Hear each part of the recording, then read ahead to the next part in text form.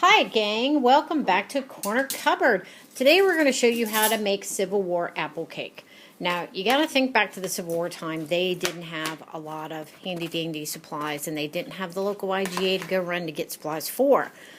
So apple cake had to be pretty slim, so desserts were not as common as they were now.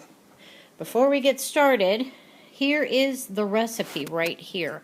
I will put it down in the comments. The full recipe for you to use.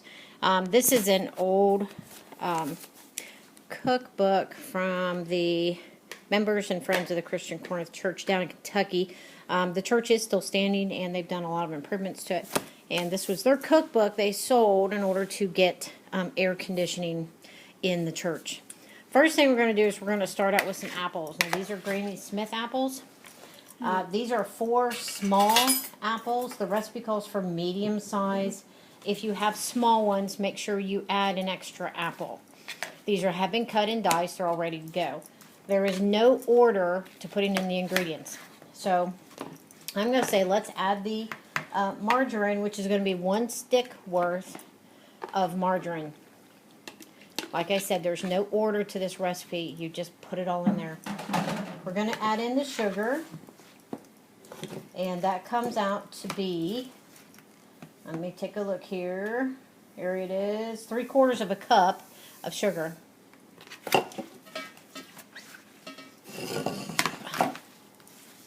Now we're going to add an egg. Just one. Now, of course, if you want a double batch, you have to double all this. And we're going to add some walnuts after we give that a nice good stir. Nuts, the recipe calls for 1/2 cup of crushed or broken down nuts. If you really like a lot of nuts in your dessert, add a little bit more. It's really not going to make a difference. Yeah, give that all a big whirl. And then the nuts can go in.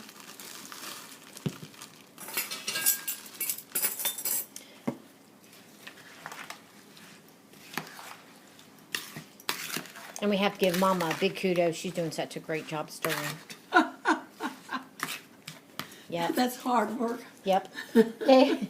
We're going to add 1/2 teaspoon of cinnamon. Now here again, that's what the recipe calls for. You can add some more if you want a little bit more than normal. I don't want to get more. Mama doesn't like a lot of cinnamon, but either way. 1/2 teaspoon. And the last ingredient is going to be 1 cup of flour. And no, it doesn't take any more flour than that. That's all it is.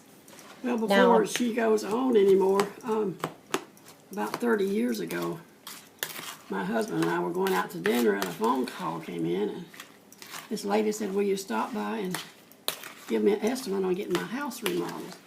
So I grabbed a book and sat out in the work truck and waited. And this old man, 93 or 96 years old, he was close to 100 years old, came walking out, and he peeked in the window and he said, do you cook, honey? And I said, with 5 kids, yeah, I cook.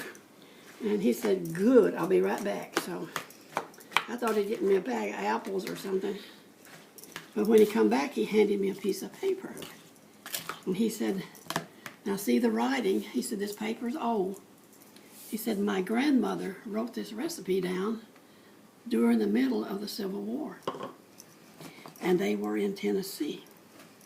And I said, what is it? And he said, well, darling, there wasn't no self-rising flour. There wasn't a whole lot of things in those days. So he said, Granny would just cut up apples and put some sugar and a little bit of flour, whatever she had. And he said there were times when she didn't have salt and baking powder, so we ate it rather flat. But he said most of the time we had salt and baking powder.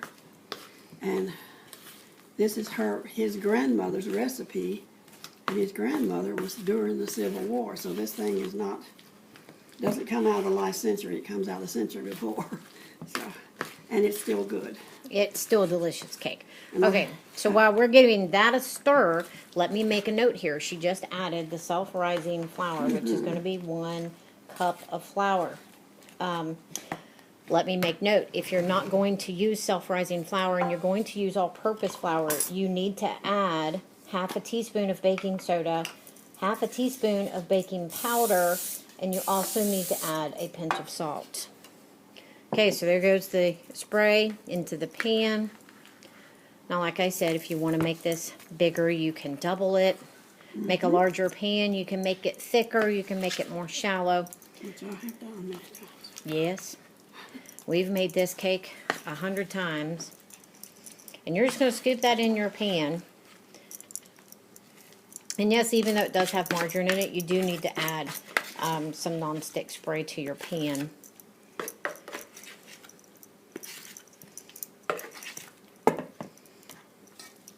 Now, when you're ready to put this in the oven, you want to do 350 degrees, about 40 minutes. Now, if you make this cake a little thinner, it won't take that long. If you make it thicker, it's going to take a little longer. And into the oven it's going to go. Right over here. And into the oven. Now, while that one's baking, here's what it looks like finished. Now, when this is done, you want to let this cool completely. And when it's nice and cool, you can add powdered sugar on top of this. You can drizzle maple syrup on top of this. You can have caramel. You can have whatever topping you want. Add some whipped cream, or you can eat it plain.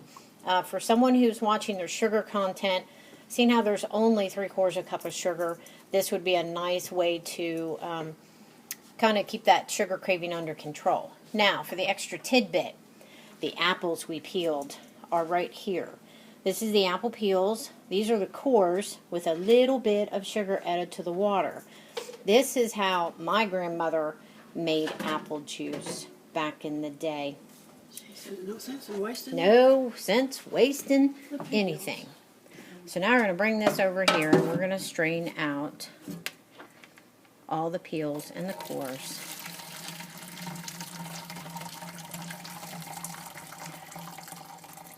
Now, you can get commercial apple juice, but if you're going to make apple cake, why not make use of it?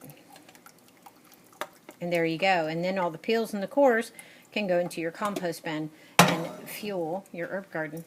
There it is. Nice. Enough to toast each other. Nuts to toast. But it's good. There you go, guys. Apple cake.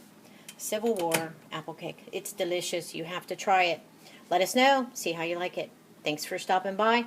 Come by Facebook. You can find us there in the corner cupboard. Find all kinds of great ideas. Find the little subscribe button either above, below. And subscribe. We'd love to have you. Okay. Happy eating. Bye-bye.